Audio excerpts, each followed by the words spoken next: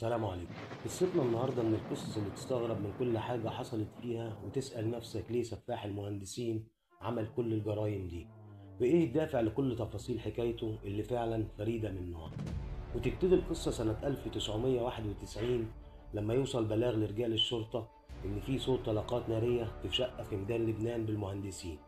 ويتحرك رجال الشرطة ورجال البحث الجنائي لمكان الجريمة، ولما وصلوا يلاقوا زوجة رجل أعمال والشغالة مقتولين بطلق ناري ومفارقين الحياة، والزوج ما كانش موجود. وحصلت إصابات بطلق ناري لبعض من الجيران.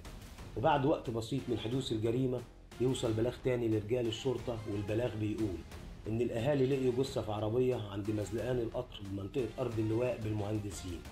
بيكتشف رجال الأمن إنها جثة رجل الأعمال حامد مندور، اللي زوجته والشغالة مقتولين في شقة ميدان لبنان. بكده اتحولت القضية لقضية رأي عام من بشاعة الأحداث، وخصوصا إن اللي حصل جريمتين مش جريمة واحدة. والمجني عليه حامد مندور كان من أهم رجال الأعمال في مصر في الوقت ده. وفورا يتعمل تشكيل فريق بحث جنائي ضخم لمعرفة مين اللي عمل كده وإيه الدافع ورا الجريمة البشعة دي. ويتم استجواب حارس العمارة والجيران، واللي قالوا في أقوالهم وصف كامل لفاعل الجريمة. قالوا إنه كان لابس ملابس ضابط، وإنه طويل وبشرته بيضة، والعلامة المميزة إن أنفه طويل بشكل ملحوظ. ويبتدي رجال الشرطة يدوروا على الجاني من خلال الوصف اللي سمعوه بين المسجلين خطر وأصحاب السوابق، وللأسف ما وصلوش لأي شيء يوصلهم بفاعل الجريمة. وابتدى رجال البحث الجنائي بتكثيف البحث واستدعاء كل القريبين من رجل الأعمال حامد مندور في الفترة الأخيرة. واستدعوا المهندس رأفت هو وأخوه لأنهم كانوا شغالين مع المجني عليه لفترة طويلة، وبلغ عنهم في قضية مخدرات وقضوا سنوات العقوبة. وتم استدعائهم والتحقيق معاهم، وتأكدوا رجال الشرطة إنهم ملهمش علاقة بالجريمة، وسألوهم لو يعرفوا حد بالأوصاف اللي قالوها الشهود. وتحصل المفاجأة وكمية استغراب كبيرة على ملامح المهندس رأفت وأخوه، لأن الأوصاف دي أوصاف صديقهم اللي اتعرفوا عليه في السجن، وكان بيحكوا له تفاصيل كتير عن حياتهم وعن رجل الأعمال حامد مندور. وابتدى رجال الأمن بالتحريات عن الشخص اللي قالوا عليه، ومن هنا هنبتدي نعرف تفاصيل شخصية فعلا يتقال عليها غريبة ومثيرة. أحمد مشهور بقضايا النصب وسرقة بيوت الأثرياء، ومن عيلة غنية وطول حياته عايش حياة مرفهة. والده لواء متقاعد ووالدته من عيلة كبيرة جدا في مصر، وبسبب انفصالهم أحمد عاش حياة مشتتة بين الاتنين. لكن أحمد يعتبر عايش مع والده، وعلاقته بوالدته كانت علاقة جافة من مشاعر الأمومة، وكانت بتعامله بطريقة صعبة ولا كأنها أمه. وكان أقرب لوالده رغم إن والده كان بيعامله بطريقة عنيفة وكان بيضربه كتير. وده كان مفهومه عن التربية على سبيل إنه بيعلمه الأدب وما يطلعش متدلع وطايش. كانت كل طلبات أحمد مجابة، ووالده كان بيعمل كده علشان يعوضه عن غياب أمه. وأحمد وهو صغير كان مشترك في أكبر نوادي في مصر، وكان بطل للفروسية، وكان عنده حصان بيدخل بيه السباقات وما بيختلطش غير بالناس اللي من مستواه الاجتماعي، وكان في أكبر مدارس في مصر. وبرغم كل الحياة المرفهة اللي عاشها بدأ مشواره الإجرامي بالسرقة، وكان بيسرق الفلوس والأدوات المدرسية من زمايله، مش لأنه محتاج، ده كان بياخد الفلوس ويقطعها يا إما يديها للخدم عنده في البيت. ولما كبر شوية ووصل 14 سنة سرق شنطة صيغة ومجوهرات تخص الفنانة مها صبري، اللي كانت والدة صاحبه في الدراسة في الوقت ده. ولما سألوه عملت كده ليه، قال لهم كنت بنتقم لصاحبي لأنها بتعامله بطريقة صعبة وبتتعامل معاه بكل أسوأ. وبعد الموقف ده معاملة أهله بقت أسوأ، ووصفوه إنه إنسان فاشل وتصرفاته غريبة. والغريب إن كل اللي اتعامل مع أحمد يقول عليه مؤدب وهادي، وكان بيعمل كل ده علشان يلفت الانتباه، لأنه كان حاسس دايما بعدم الاهتمام من كل اللي حواليه. وكان كل حلمه إنه يكون طيار، وقدم في الثانوية الجوية سنة 1983، لكن والده منعه من الحلم ده من غير سبب واضح. ومن هنا حس أحمد إنه حلمه انتهى، وابتدى يزيد السلوك الإجرامي عنده. والده علشان يحمي سمعة العيلة من تصرفات أحمد قرر إنه يبعته يعيش مع عمته في العراق. وفعلا سافر العراق، وأول ما وصل اتطوع في الجيش العراقي في الحرب ضد إيران.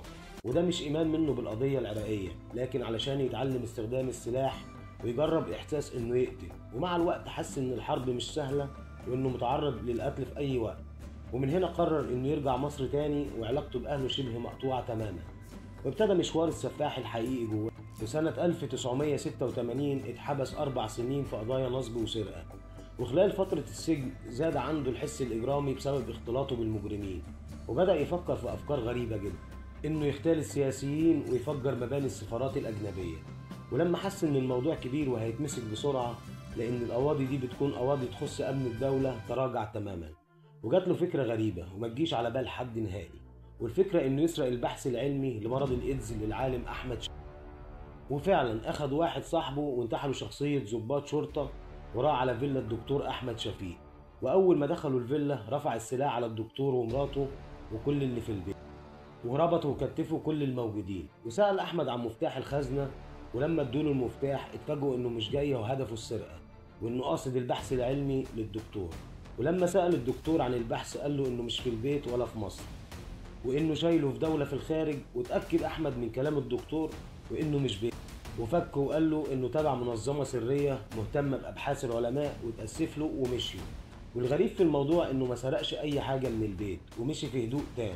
وبعد فترة بسيطة من الواقعة دي قرر إنه يسرق شقة رجل الأعمال حامد مندور في ميدان لبنان بالمهندسين. وفعلا راح علشان ينفذ خطته، لكن حاول يكسر الباب ومعرفش. وقتها حامد مندور بلغ رجال الشرطة إن في حد حاول يسرق شقته. وأحمد تاني يوم يروح تاني بس منتحل شخصية ضابط شرطة. وفعلا قابل رجل الأعمال حامد مندور وعرفه بنفسه إنه مكلف ياخده على اسم الشرطة علشان استكمال التحقيق بسبب عملية السرقة. وفعلا أخده وركبوا العربية، لكن اتفاجئ إنه اتحرك على شارع مهجور وضربه بالرصاص ومات في ساعتها. وما اكتفاش بكده، لكن رجع على شقة حامد مندور تاني وبلغ حارس العمارة إنه طالع على الشقة علشان يعرف تفاصيل أكتر عن عملية السرقة. وأول ما دخل ضرب زوجة المجني عليه بالرصاص هي والشغالة، وسرق حاجات مهمة من البيت.